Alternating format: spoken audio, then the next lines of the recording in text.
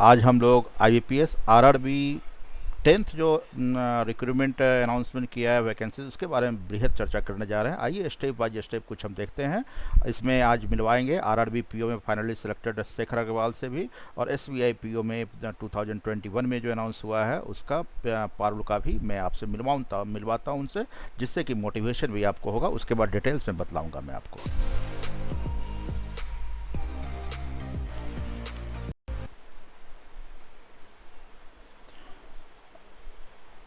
दिखलाई दे रहा होगा आपको, आईबीपीएस ने अनाउंस किया है कॉमन रिक्रूटमेंट प्रोसेस, जो आप ऑफिसर्स लेवल का है और असिस्टेंट लेवल का है। चलिए आगे देखते हैं हम लोग। आइए शेख हजारीबाग के शेखर अग्रवाल से मिलते हैं, जो कि ग्रामीण बैंक में पीओ पिछली बार में सिलेक्शन हुआ है और यूपी में ये ज्वाइन किए हुए हैं। Good morning everyone. मेरा नाम शेखर प्रसाद है। मेरा चयन RRB bank PO bank of Aryavart Uttar Pradesh में अंतिम रूप से हो गया है। मेरी सफलता का श्रेय एनआईबीएम के डायरेक्टर, एनआईबीएम का पूरा परिवार और मेरे परिवार को जाता है। मेरा घर हजारीबाग है। मेरे पिताजी श्री शिवनंदन प्रसाद पेशे से किसान हैं। बचपन में मेरी प्रारंभिक शिक्षा नवोदय विद्यालय हजारीबाग से हुई थी। उसके पश्चात मैंने संत कोलमस कॉलेज हजारीबाग से अंग्रेजी में ऑनर्स किया। चूँकि घर में पढ़ाई का माहौल था और मेरा रुझान सरकारी नौकरी की तरफ था, तो मैंने हजारीबाग छोड़कर रांची ज्वाइन किया।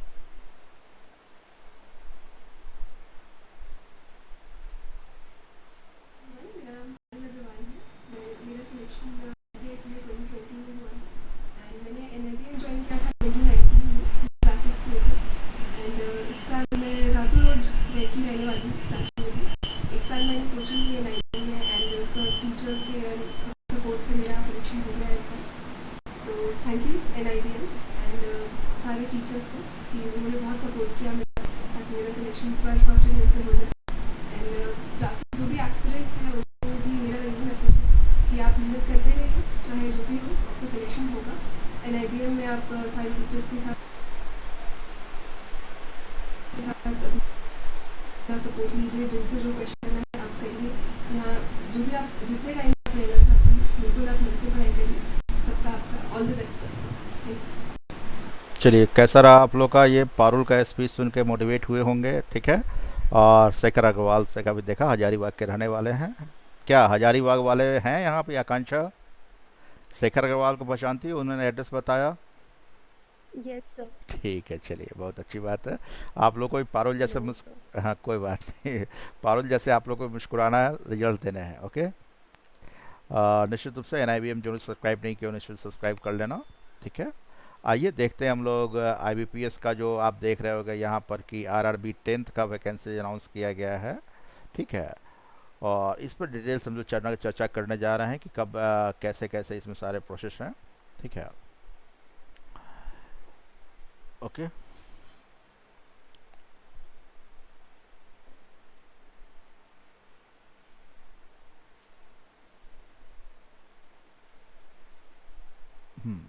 ठीक है।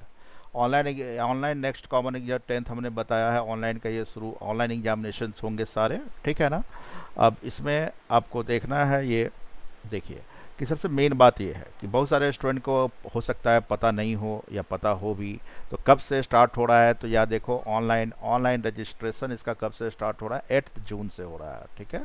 8 जून से आपका ये ऑनलाइन रजिस्ट्रेशन स्टार्ट हो रहा है और लास्ट कब तक होगा तो 28 जून तक ये क्या होंगे, लास्ट होंगे। बात समझ रहे हो? अब पेमेंट भी करना कब तक है तो सेम है, पेमेंट भी सेम डेट से शुरू होगा और सेम डेट तक चलता रहेगा। ऑनलाइन पेमेंट करने हैं, ठीक है। और उसके बाद कहता है डाउनलोड करना है कॉल लेटर्स। किसके लिए भाई? पीटी एग्जामिनेशन के लिए कॉल लेटर डाउनलोड करना है। यहाँ पर ब्लैक स्टार मार्क्स का बतलाया गया है कि ये डेट बढ़ भी सकते हैं, घट भी सकते हैं सिचुएशन के अकॉर्डिंगली। कब तक, कब से स्टार्ट करना है? 9 जुलाई से, राइट ना। अब कंडक्ट ऑफ पीटी कब होंगे? प्री एग्जामिनेशन ट्रेनिंग होते हैं, pre examination training SC ST के लिए होता है। तो ये अब देखो, ये प्री ऑनलाइन ट्रेनिंग जो होगा इस बार क्या होगा, इस बार ट्रेनिंग नहीं होंगे। ये ट्रेनिंग इस बार प्री कंडक्टेड ट्रेनिंग जो होते थे इस बार नहीं होंगे, क्योंकि कोविड-19 के सिचुएशन को देखते हुए शायद इस बार नहीं होने की संभावना ऐसा है हमको, जैसा कि हर एक साल हुआ करता था, ठीक है। तो download call letter for online examination कब से डाउनलोड करना है, तो आपको कब से, 8 जुलाई अगस्त 2021 से। ऑनलाइन एग्जामिनेशन कब से टेंटेटिवली होगा, तो अगस्त 2021 में होंगे, ठीक है। रिजल्ट्स कब से आए, रिजल्ट कब आएंगे, तो रिजल्ट अगर सारे प्रोसेस ठीक से चलते रहे तो सितंबर मंथ में पीटी का क्या होगा, रिजल्ट्स आ जाएंगे, ठीक है। उसके बाद देख रहे हो मेन, पीटी के रिजल्ट आ जाने के बाद मेन होंगे, ठीक है। मेन कुछ में सिंगल है, कुछ में पीटी और मेंस है, कुछ में सिंगल मेन है। 2-3 में वो सितंबर के आसपास होंगे। सितंबर अक्टूबर में मेन के एग्जामिनेशन ऑनलाइन हो जाएंगे सारे, ठीक है। डाउनलोड कॉल लेटर करेंगे, उसके बाद अक्टूबर मंथ में रिजल्ट्स आने की संभावना है। अक्टूबर से नवंबर में क्या होंगे, सारे का डाउनलोड कॉल लेटर करेंगे इंटरव्यू के लिए। रिजल्ट जैसे आएगा तो उसी समय अनाउंस कर देगा इंटरव्यू के लिए आपको, क्या इंटरव्यू के लिए आपको बुलाया जाएगा और डाउनलोड अप का प्रोसेस शुरू कर देंगे, ठीक है ना। इंटरव्यू कब कब होता है, जनरली अक्टूबर और नवंबर मंथ में होते हैं, लेकिन इस बार क्या हुआ था, जनवरी फरवरी महीने में भी हुए थे, इवन कुछ मार्च में भी इंटरव्यू हुए थे क्योंकि लॉकडाउन थे, ठीक है। और सारे कंडीशन इसी प्रकार चलते आए तो जनवरी में आपका अलॉटमेंट भी दे देगा, लेकिन इस बार अलॉटमेंट मार्च मंथ में आए थे। मार्च मंथ में, मार्च लास्ट तक 31 मार्च तक अलॉटमेंट आया था। पारुल का भी लगभग वही 31 या 4-5 अप्रैल को भी अलॉटमेंट आए थे, ठीक है ना। मार्च 31 मार्च तक लिस्ट बन गया था, लेकिन अनाउंस किया 4-5 अप्रैल को भी, ठीक है। तो ये बातें तो समझ में आ गई, इससे रिलेटेड कोई डाउट तो नहीं होगा। एनी डाउट इससे रिलेटेड, इस क्वेश्चन में कब से अप्लाई करना है, क्या है, ठीक है ना। आगे बढ़ें, चलो अब देखते हैं। यहाँ पर अब Yes. आपको हमेशा ध्यान रखना है कि वेबसाइट, इसका वेबसाइट आपको ऑलवेज विजिट करना। जैसे कि अभी कोविड-19 है, तो कोविड-19 है या कोई ऐसा सिचुएशन है कि डेट बढ़ा या घटा या कब होगा, तो आपको, आप लोग के पास मोबाइल है ही, तो www.ibps, ठीक है, ibps.in पर क्या है, इसको सर्च करते रहना है, क्या क्या कुछ न्यूज़, और इसके ऊपर स्क्रॉल चलता रहेगा, वहाँ पर न्यू लिखा रहेगा, तो ये न्यू पर देखना है क्या आया है।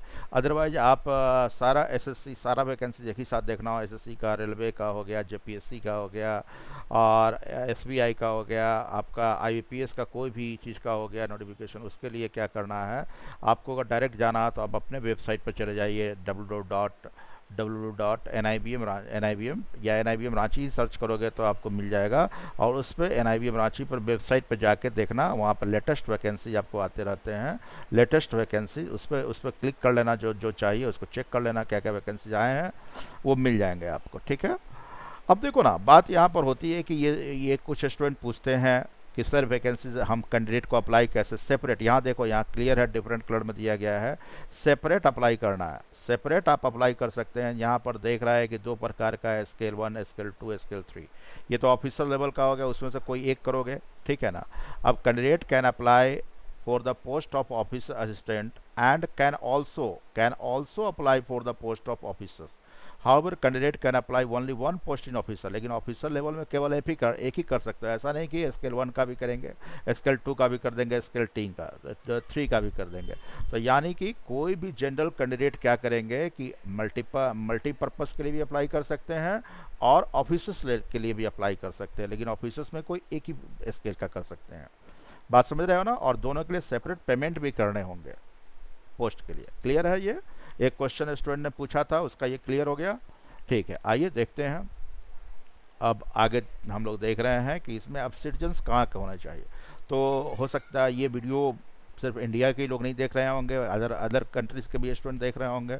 तो जो आईबीपीएस इसको फॉर्म फिलअप करना चाहते हैं, जैसे इस आईबीपीएस का फॉर्म फिलअप करने में इंटरेस्टेड होंगे, तो वो कहाँ के सिटीजन्स हो सकते हैं, तो इंडिया के तो होंगे ही क्या, और नेपाल के भी कर सकते हैं, और भूटान के भी कर सकते हैं। बात समझ रहे हो ना। सिटीजन्स यहाँ के तीनों के होने चाहिए।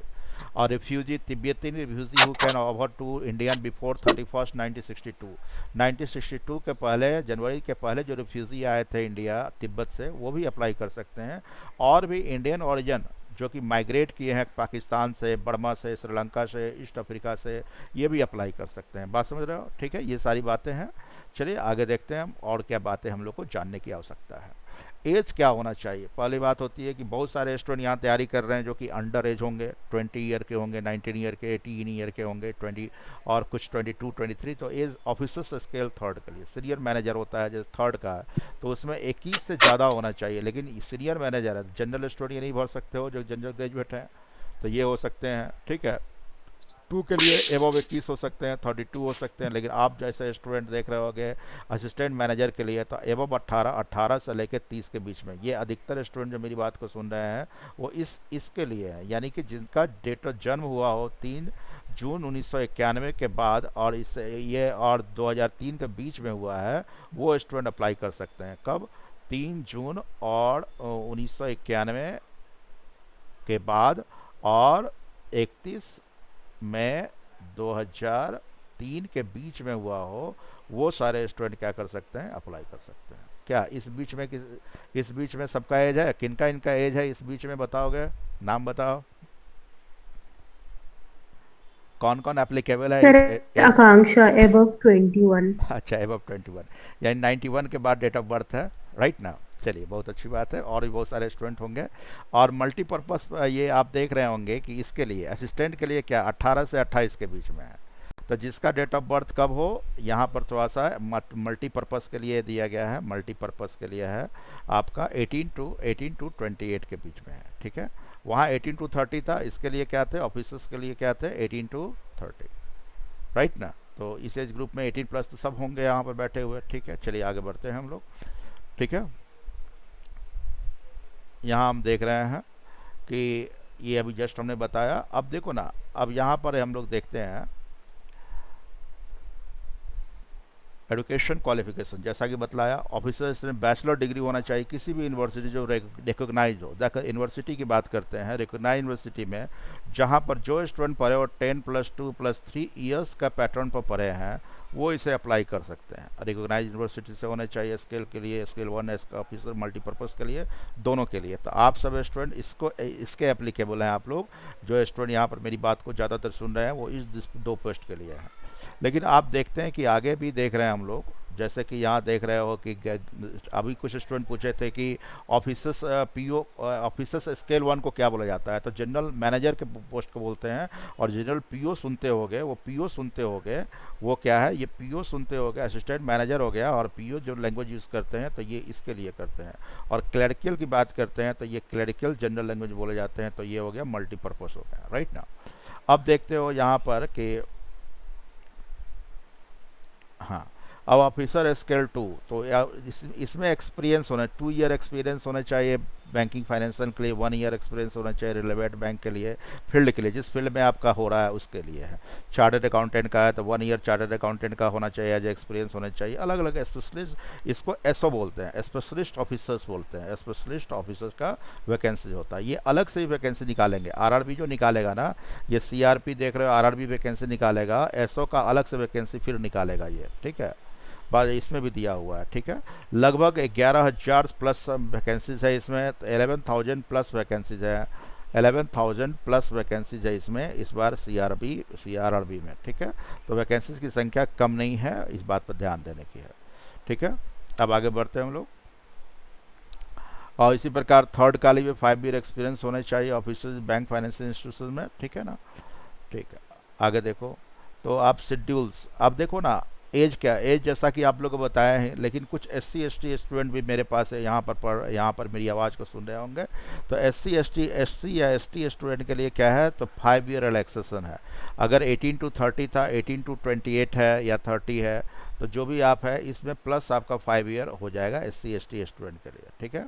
और अदर OBC कैंडिडेट है, OBC कैंडिडेट भी बहुत सारे मेरी आवाज़ को सुन रहे हो तो उनके लिए 3 ईयर्स होगा। और यहाँ पर डिजेबल है, दिव्यांग वगैरह है, तो उनके लिए 10 ईयर्स है। एक्स सर्विसमैन भी बहुत सारे स्टूडेंट यहाँ क्लासेस करना चाहते हैं, करते हैं, तो उनके लिए भी आपको +3 और 8 ईयर डिजेबल के लिए दिया जाएगा। बात समझ रहे हो ना? ओके, आगे बढ़ते हैं। इस प्रकार आप देख रहे हो कि बहुत सारे एज रिलैक्सेशन भी दिया गया। वीडो है, डाइवोर्स है, वो भी दे सकते हैं। तो वीडो और डाइवोर्स है उसके लिए क्या होना चाहिए, या देख रहे हो 38 ईयर दिया हुआ है, 35 ईयर जनरल कोर्सेज में दिए हुए हैं, 30 ईयर OBC दिए हुए, SC ST के लिए 40 पर, यानी कि 3 और 5 जो दिया गया इसमें भी जनरल के लिए 35, वीडो हो डाइवोर्सी हो उसके लिए 35 ईयर्स तक का दिया गया है, ठीक है। और पर्सन अफेक्टेड राइट में 84 जो दंगा हुआ था उसमें जो अफेक्टेड हुए थे उनके लिए भी रिजर्वेशन दिया गया है, और वो क्या है? 5 ईयर्स एज रिलैक्सेशन से। चलिए, ठीक है, आगे देखते हैं हम लोग। आगे देखिए, अब देखते हैं कि ऑनलाइन एग्जामिनेशन होंगे, स्ट्रक्चर उसका क्या होगा। तो असिस्टेंट लेवल के लिए आप देखते होंगे ऑनलाइन एग्जामिनेशन कंडक्ट होगा पीटी की, ये किस एग्ज़ाम के लिए है, पीटी एग्ज़ाम के लिए है, ठीक है। पीटी एग्ज़ाम में है, तो पीटी एग्ज़ाम में क्या है, तो यहाँ पर देख रहे हैं कि ये रीजनिंग है, न्यूमेरिकल एबिलिटी है, ठीक है।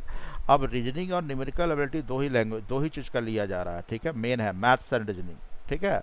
मैथ्स और क्या है, रीजनिंग है, इसीलिए ज़्यादा आप लोग पढ़ाई करते होंगे मैथ्स और रीजनिंग, और ज़्यादा पढ़ाया भी जाता है मैथ्स और रीजनिंग, क्या। तो यानी ये दोनों काफ़ी इंपॉर्टेंट है। तो टोटल 80 क्वेश्चन हो गया, और इस क्वेश्चन के लिए एक एक मार्क्स है, और इसके लिए 45 मिनट दिया गया, यानी 80 क्वेश्चंस के लिए कितने मिनट है, 45 मिनट्स है। इसीलिए हम लोग और आप लोग इतना मेहनत करते हैं, क्या है कि एक क्वेश्चन के लिए 1 मिनट नहीं है, बल्कि क्वेश्चन को क्या चीज़ बनाना है, सेकेंड से बनाना है। इस टेक्निक्स को आप जानते हो, इसलिए हर एक स्टिकर पर देखते होंगे अब बनेंगे सेकेंड्स में, और निश्चित रूप से सेकेंड से बनाने का प्रयास हम लोग करते हैं। ऑनलाइन हमने रैपिड फायर टेस्ट भी लिया था, जिसमें कि 30 सेकेंड के अंदर क्वेश्चन कैसे बनाने हैं उस पर चर्चा कर रहे थे, ठीक है। और इसमें कटअप की बात करते हैं, तो जरा इसमें कटअप की बात करेंगे तो आपको मान के चलो 70-80% तक आप बनाएंगे तो आपका रिजल्ट आएंगे, ठीक है। पीटी में थोड़ा ज़्यादा होता है कटअप, ओके, ठीक है। आगे बढ़ते हैं। तो यहाँ देखो पीटी के एग्जामिनेशन में, ऑनलाइन एग्जामिनेशन में पीटी किसके लिए, स्केल में, अब ऑफिसर्स लेवल के लिए हो गया। ऑफिसर्स लेवल के लिए भी हो गया, तो 40 मैथ्स है, 40 रीजनिंग है आपका, राइट ना। अब इसमें 45 मिनट इसके लिए भी है, इसमें इसी प्रकार के होंगे, ठीक है। कटअप वगैरह भी डिसाइड होते हैं, अलग अलग जैसा क्वेश्चन है अकॉर्डिंगली कटअप डिपेंड करता है, ठीक है। अब मेन एग्जामिनेशन में क्या होते हैं, जैसे क्लर्कियल असिस्टेंट लेवल का, यहाँ मल्टीपर्पज़ दिखा जा रहा है, मल्टीपर्पज़ है। तो उसमें पीटी एग्जामिनेशन में जो क्वालिफाई करेंगे, पीटी के बाद एग्जामिनेशन क्या होगा, मेंस का एग्जाम होगा, ठीक है ना। अब मेन एग्जामिनेशन में क्या क्या रहेंगे, तो रीजनिंग रहेंगे, मीडियम एग्जाम क्या रहेगा, तो मीडियम एग्जाम यहाँ पर स्टार मार्क दिया गया है। चाहे वो पीटी के एग्ज़ाम हो तो किस मीडियम में होंगे, तो किस मीडियम में होंगे डिपेंड करता है कि हिंदी भाषी है क्या है। जैसे मान लो कि आप देखो, अगर हम बिहार की बात करते हैं तो आपका हिंदी एंड इंग्लिश दोनों मीडियम में रहेंगे आपके क्वेश्चन। अगर गुजरात की बात करेंगे तो गुजराती, वहाँ पर हिंदी, गुजरात की बात करेंगे तो गुजरात की बात करेंगे, तो इस बार से हो गया है कि हिंदी एंड इंग्लिश तो रहेंगे ही, प्लस क्या किया गया, गुजरात वहाँ का जो लैंग्वेज है उस लैंग्वेज में भी वो क्या रहेंगे, गुजराती है तो गुजराती लैंग्वेज में भी क्वेश्चंस रहेंगे वहाँ पर। तो अगर जो गुजराती लैंग्वेज अच्छे समझ जानना चाहता, पढ़ना चाहता हो, तो उस 1-2 के अलावा ये तीसरा लैंग्वेज भी रहेगा। बात समझ रहे हो आप, तीनों लैंग्वेज से पढ़ के आप हिंदी में देना है तो हिंदी में दीजिए, इंग्लिश में देना है तो इंग्लिश में दीजिए, इस प्रकार की बात होती है, ठीक है। अब देखो ना, यहाँ पर देखो रीजनिंग के 40 क्वेश्चन रहेंगे, लेकिन इस बार मेंस में मार्क्स को वेटेज बढ़ा दिया गया है, 50 मार्क्स कर दिए गए। कंप्यूटर लैंग्वेज ऐड किए इसमें दिए गए हैं, जो कि 20 मार्क्स के रहेंगे। फिर जनरल अवेयरनेस रहेंगे, करंट अफेयर्स, जो पिछले 4 से 5 महीने का करंट अफेयर्स रहेगा। पिछले 4 से 5 महीने के करंट अपडेट कर लेंगे, एग्जामिनेशन में टैली कर जाएगा, मैच कर जाएगा। और इंग्लिश लैंग्वेज के लिए एक क्वेश्चन के लिए 1 ही मार्क्स है, और हिंदी लैंग्वेज होते हैं जो 40 क्वेश्चन के लिए 40 मार्क्स है। न्यूमेरिकल एबिलिटी होंगे 40 क्वेश्चन के लिए 50 मार्क्स। तो यानी कि फिर क्या किया गया, मैथ्स एंड रीजनिंग को वेटेज दिया गया यहाँ पर मार्क्स में वेटेज हो गया कि मार्क्स सबसे ज़्यादा किसका होगा, मैथ्स एंड रीजनिंग का होगा। मैथ्स के 40 क्वेश्चन के लिए 50, और रीजनिंग के भी 40 क्वेश्चन के लिए 50 मार्क्स है। बाकी के सब के लिए एक क्वेश्चन के लिए 1 मार्क्स है। इवन कंप्यूटर के लिए एक क्वेश्चन के लिए क्या मार्क्स है, हाफ मार्क्स है। बात समझ गया, ठीक है ना। ओके, तो इसके लिए फिर वही क्वेश्चन है, आप देख रहे हो कि 200 क्वेश्चंस के लिए कितने टाइम से, 120 मिनट्स है। तो एक क्वेश्चन के लिए 1 मिनट्स भी नहीं है, तो क्वेश्चन को क्या चाहिए फिर बनाना है, सेकेंड से बनाना है, राइट ना। अब सेकेंड से बनाना है। अब पीटी और मेंस का कटअप जनरली मेंस का कटअप जनरली हम देखते हैं, मेंस का कटअप जनरली 60% से 55% टू 65% भी ले आते हो तो आपका सिलेक्शन हो जाता है। बात समझ रहे हो ना। तो रिलैक्स रहने की आवश्यकता है, टोटल 100% बनाने की आवश्यकता नहीं है। क्या यहाँ तक में कुछ पूछना है किसी स्टूडेंट को,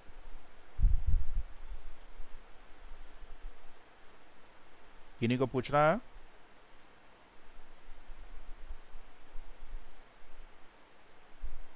मेरी आवाज No, sir. नहीं ना, कोई डाउट नहीं है यहाँ तक, ठीक है। ओके, आगे बढ़ते हैं हम लोग, ठीक है। अब देखो उसी प्रकार स्केल 1 का भी होगा, तो स्केल 1 का भी 200 क्वेश्चन के लिए कितने हैं, 200 है, और 2 आवर्स ही इसके लिए भी है, उसमें भी उसी पैटर्न पर दिया गया है, ठीक है ना। सारे चीज़ इसी प्रकार दिए गए हैं, ठीक है। आइए देखते हैं आगे। इसका भी एग्जामिनेशन में भी वही है, 200 क्वेश्चन है सिंगल, ये आप देख रहे होगे कि सिंगल लेवल एग्जामिनेशन होंगे, मेन का एग्जाम होगा, राइट ना। इसकी आपकी आवश्यकता है नहीं, ठीक है। यहाँ भी देख रहे हैं स्केल 2 ऑफिसर्स के लिए भी यही दिया गया है, ठीक है। स्केल 3 के लिए भी देख रहे हो क्वेश्चन दिए गए इतने सारे, और इतने इसके सेम पैटर्न पर है, लगभग सबका स्ट्रक्चर सेम रहेंगे, ठीक है। कट ऑफ स्कोर, आप बहुत सारे स्टूडेंट पूछ रहे थे कट ऑफ स्कोर क्या होगा, जैसे हम चर्चा करते हुए गए थे। The for office assistant multi each candidate will require obtain minimum score in each test. अब देखो ना, इसमें सेपरेट जैसे मैथ्स है एंड रीजनिंग है, तो दोनों सेक्शन में कट ऑफ अलग अलग होंगे, दोनों में कट ऑफ क्या होंगे, अलग अलग। इसका भी कट ऑफ, मैथ में भी कट ऑफ अलग होंगे, रीजनिंग का भी कट ऑफ अलग होगा। दोनों सेक्शन में आपको टेस्ट में क्वालिफाई करने की आवश्यकता है। और मेन एग्जामिनेशन में भी consist short listed for the provisional, इसके बाद शॉर्ट लिस्ट किए जाएंगे मेन एग्जाम के लिए। Depending on the number of vacancy each state candidate will short listed for provisional. अब जितने वैकेंसीज है अकॉर्डिंगली, जैसे मान लो अगर पीटी और मेंस है, तो पीटी में मान लो 6 गुना 7 गुना स्टूडेंट को क्वालिफाई किया जाता है। अगर 2000 है तो 12,000 स्टूडेंट को पीटी में क्वालिफाई किया गया, उसमें से 2000 को सिलेक्ट किया जाएगा मेन में, क्या है कि आपका मल्टीपर्पज़ में तो इंटरव्यू होते नहीं है, राइट ना। फिर कट ऑफ पीओ के लिए क्या होगा, तो पीओ के लिए तो ज़्यादा होते हैं, फिर उसे पीटी में ज़्यादा क्वालिफाई करते हैं, फिर मेन में कम हो जाते हैं। मेंस में अगर एक वैकेंसी है तो 4 से 5 स्टूडेंट को मेन में क्वालिफाई किया जाता है, 5 में से एक को सिलेक्ट किया जाता है, बाकी 4 को रिजेक्ट किए जाते हैं, ठीक है।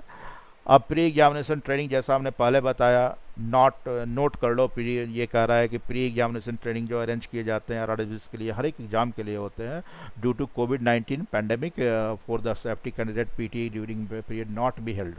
पीटी ये जब प्री एग्जामिनेशन ट्रेनिंग होते हैं ये नहीं लिए जाएंगे, ठीक है। आगे बढ़ते हैं हम लोग। इंटरव्यू की बात होती है, तो इंटरव्यू के बारे में बताया कि किस में इंटरव्यू होगा, तो ऑफिसर्स लेवल। आप मल्टीपर्पज़ में आपका इंटरव्यू नहीं होगा, सिर्फ ऑफिसर लेवल में हो जाएंगे। असिस्टेंट मैनेजर और स्पेशलिस्ट ऑफिसर है उसके लिए, पीओ के लिए हो गया और एसओ के लिए हो गया, इन सबों में क्या होंगे, इंटरव्यू होंगे, ठीक है। तो ये इंटरव्यू में क्या होंगे सब, जैसा कि पहले ही बताया, आरआरबी के नोडल ऑफिसर्स के रूप में रहेंगे उसके, और नाबार्ड इसको कंडक्ट करेगा और आईबीपीएस इसको क्या करेगा, ऑर्गेनाइज करवाएगा, ठीक है। जिसके लिए वेबसाइट आपको चेक करते रहना है, कब इंटरव्यू होने वाले हैं, कब होंगे, क्या होंगे। पीटी पास कीजिएगा, मेन पास कीजिएगा, तब इसकी आवश्यकता पड़ेगी। अब बहुत सारे स्टूडेंट ने पूछा कि कैसे अप्लाई किया जाए, तो कैंडिडेट को अप्लाई करने के लिए क्या करना है। अब candidate can apply for the post office assistant multipurpose post of office, ठीक है, किस पोस्ट के लिए करना है। Also apply for the post of officer, officers के लिए भी अप्लाई कर सकते हैं और मल्टीपर्पज़ के लिए भी कर सकते हैं।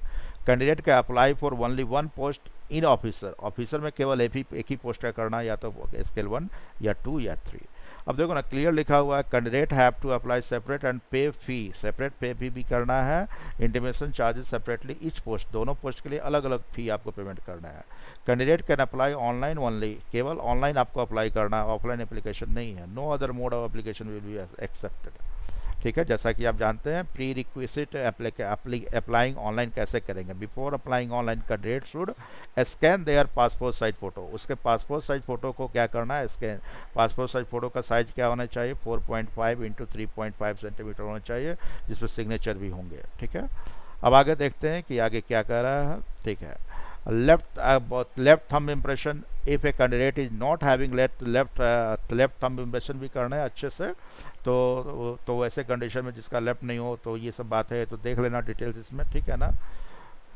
ओके, ये सब तो डिटेल जिसकी जैसी आवश्यकता है वो स्टेप बाय देखते जाओगे तो वो मिलता जाएगा, राइट ना। Signature capital letter will be not be accepted, ये ध्यान देना है कि सिग्नेचर जो करना है वो कैपिटल लेटर का यूज नहीं करना है। जैसे कि मान लो कि नितिन करना है, तो ये नितिन लिखोगे तो ये नहीं होगा, ठीक है ना। क्या फर्स्ट हो सकता है नितिन, इस प्रकार ये होंगे, ऐसा एक्सेप्ट किया जाएगा, ठीक है। ओके, आगे बढ़ते हैं। उसके बाद आपको डिक्लेरेशन भी देने होते हैं, जो आपने भरा है वो बिल्कुल सही है। और कुछ पूछना है इससे रिलेटेड, कुछ अभी पूछना है किन्हीं को, ठीक है। और एप्लीकेशन में फ़ी वगैरह क्या होगा, जैसा कि आपको पता है 8 जून से स्टार्ट होगा, 28 जून तक चलेगा, ऑनलाइन अप्लाई करने हैं। इसमें ऑफिसर्स लेवल के लिए कितना होगा, तो SC ST स्टूडेंट के लिए क्या है, SC ST स्टूडेंट के लिए केवल ओनली 175 देने हैं, और जनरल स्टूडेंट के लिए हो गया, जनरल स्टूडेंट या एंड OBC स्टूडेंट वगैरह के लिए हो गया, इसके लिए क्या करना है, 850 रुपीज़ आपको पेमेंट करना होता है ऑनलाइन मोड में। ठीक उसी प्रकार अगर ऑफिसर्स लेवल के लिए किसी पोस्ट के लिए करते हैं तो ये का भी सेम है, 175 85 4, और दोनों पोस्ट के लिए सेपरेट आप अप्लाई कर सकते हैं, क्या। ओके, अब देखो ना, अप्लाइंग ऑनलाइन प्रोसीजर ये सारा इसमें दिया हुआ है, कैसे क्या क्लिक करना है, स्टेप बाय स्टेप आपको पीडीएफ आपके पास शेयर किया हुआ है, वो देख लीजिएगा, उसमें सारा डिटेल्स मिल जाएगा, इस पर खास चर्चा करने की आवश्यकता नहीं है, राइट ना? क्या कहते हो? ठीक है, मेल पर ऑनलाइन होंगे, ये सारी बातें आपको पहले ही बता चुके हैं क्या? ठीक है।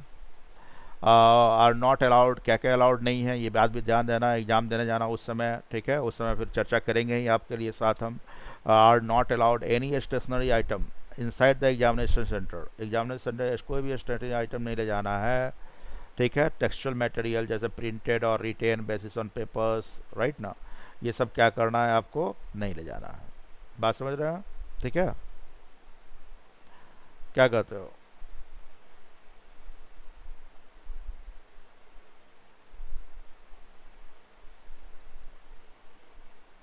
क्लियर है?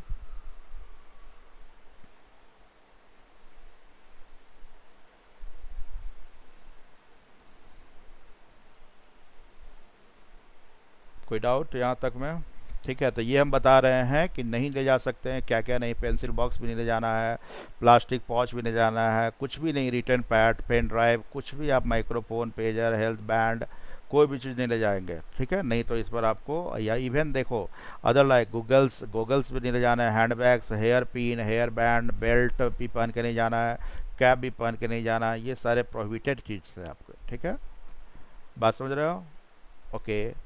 अब देख रहे हो क्या है, नॉट अलाउटेड हमने कहा ही है, रिस्ट वॉच भी नहीं पहनना है, कैमरा है, मेटालिक आइटम, बहुत सारी चीज़ें देख लेना ये सब, ठीक है।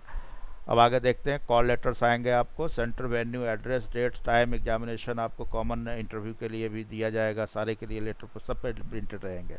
अब रह गई बात कि कुछ स्टूडेंट पूछते हैं क्या किस स्टेट से अप्लाई करना चाहिए, क्या किस स्टेट से अप्लाई करना चाहिए आपको पता है? कुछ पूछना चाहते हैं? देखिए, बिहार में पहले ये बताए थे सेंटर, आप बिहार के लिए अप्लाई करेंगे तो बिहार में सेंटर कहाँ कहाँ होंगे, तो आरा में सेंटर है, औरंगाबाद, भागलपुर, दरभंगा, गया, मुजफ्फरपुर, पटना, पूर्णिया, क्या। अब फिर अगर झारखंड से देते हैं, झारखंड में धनबाद में है, हजारीबाग में है, जमशेदपुर में है, रांची में है, बोकारो में है, क्या, ये रिपीट हो गया इसमें, ठीक है ना। तो इस प्रकार 1 2 3 4 5 सेंटर है झारखंड में। तो ये क्या, कौन, कुछ स्टूडेंट क्या झारखंड से अप्लाई करना चाहते हो या बिहार से या अदर स्टेट से, उत्तर प्रदेश से भी आप अप्लाई कर सकते हैं, जहाँ हिंदी भाषी क्षेत्र है वहाँ से कंफर्टेबल हैं आप अप्लाई कर सकते हैं, यूपी में हो गया, एमपी में हो गया, आराम से अप्लाई कर सकते हो, ठीक है ना। लेकिन आप देख लो, अप्लाई करने से पहले आपका इंटरेस्ट क्या है, क्या आप लाइफ टाइम तक यूपी में रहना पसंद करते हैं, अच्छा लगता है, कोई दिक्कत तो नहीं है? काहे कि एक बार जब आपका आरआरबी में अगर यूपी में आप ऑप्ट करते हो, अगर यूपी में सिलेक्शन होता आपका होता है, तो आपको लाइफ टाइम तक यूपी में ही पोस्टिंग होंगे, काहे कि रीजनल रूरल बैंक का जिस स्टेट के लिए होता है उसी स्टेट में आपको ट्रांसफ़र किए जाते हैं, ठीक है। ऐसा नहीं कि आपको बिहार में म्यूचुअल ट्रांसफ़र कर दिया जाएगा, ऐसा नहीं होता है। इसलिए अप्लाई करने के पहले इन बातों को सोचना है, ऐसा नहीं कि ज़्यादा वैकेंसीज वहाँ हैं तो वहाँ अप्लाई कर दें, तो अप्लाई कर दोगे तो सिलेक्शन हो जाएगा वहाँ, ठीक है। तो सिलेक्शन हो जाएगा तो वहीं आपको रहने हैं, ठीक है, क्या। अब रह गई बात कि आप अपने स्टेट में अप्लाई कीजिएगा तो आपके लिए प्लस पॉइंट होंगे कि अपने स्टेट को, स्टूडेंट को थोड़ा थोड़ा कभी भी इंटरव्यू बोर्ड में लाइक करना चाहते हैं कि अच्छे स्टूडेंट है तो अपना स्टेट का है, तो इसी स्टेट का स्टूडेंट है, बिहार का, बिहार में अप्लाई किया है, तो प्रायोरिटी जरूर देता है, सॉफ्ट कॉर्नर जरूर होता है।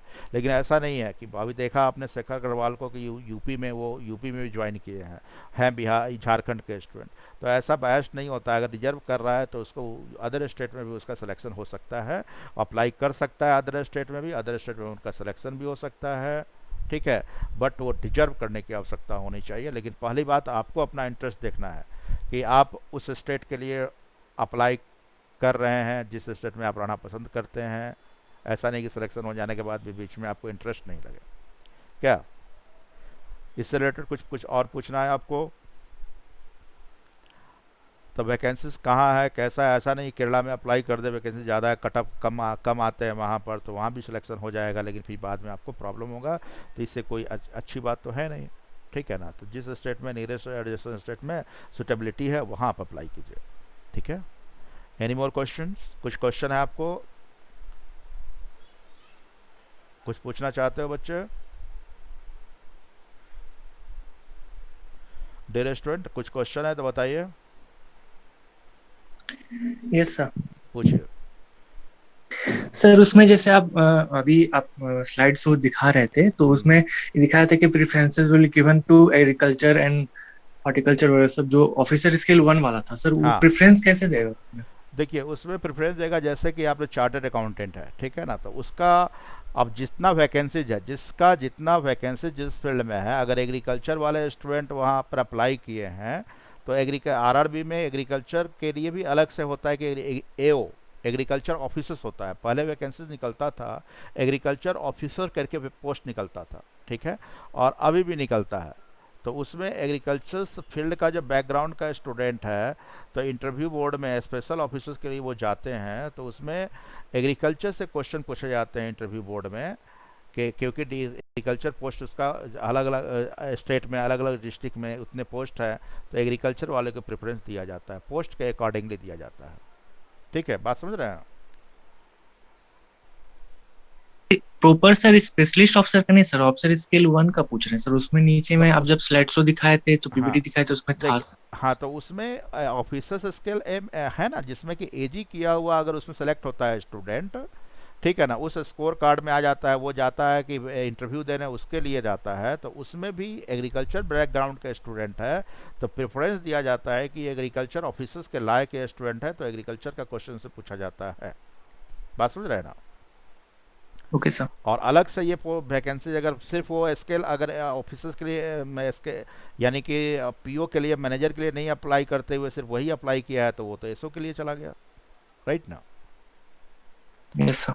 बात समझ गया? अगर स्टूडेंट मान लो कि जो स्पेशलिस्ट ऑफिसर के लिए एग्रीकल्चर का स्टूडेंट वो नहीं भरा, वो स्केल 1 ही का भर दिया, तो फिर भी उसमें भी प्रेफरेंस उसको दिया जाएगा। बात समझ गए? Yes sir. सिर्फ ग्रेजुएट होना चाहिए, ग्रेजुएशन किसी भी स्ट्रीम से हो सकता है, चाहे एग्रीकल्चर स्ट्रीम से हो सकता है या मैनेजमेंट के स्ट्रीम से हो सकते हैं। बात समझ रहे हो? तो वो आप चाहे कि हम स्केल 1 ही भरना चाहते हैं तो भर दिया, एग्रीकल्चर को दिया जाएगा प्रेफरेंस, राइट ना? आगे बढ़े? ओके। एनी मोर क्वेश्चंस किसी का? ठीक है, अगर कोई डाउट होगा तो स्लाइड्स में देख लीजिएगा, फिर आप बाद में पूछ सकते हैं। चलिए आगे हम देखते हैं आपके एनआईबीएम के प्रेजेंटेशन को। सरकारी नौकरी पाना अब और भी आसान। लाखों की संख्या में वैकेंसी, झारखंड का नंबर 1 एकमात्र संस्थान NIBM PO maker institute, specialisation in bank, MBA, SSC, computer. NIBM को अनेकों अवार्ड से सम्मानित किया गया। मैं NIBM को बधाई देता हूं कि इतने सारे विद्यार्थियों को हर साल बैंकिंग की परीक्षाओं में सफलता दिलवा रही है। NIBM PO maker institute, head office Shri Sai tower, 4th floor, circular road, Ranchi. Thank you sir.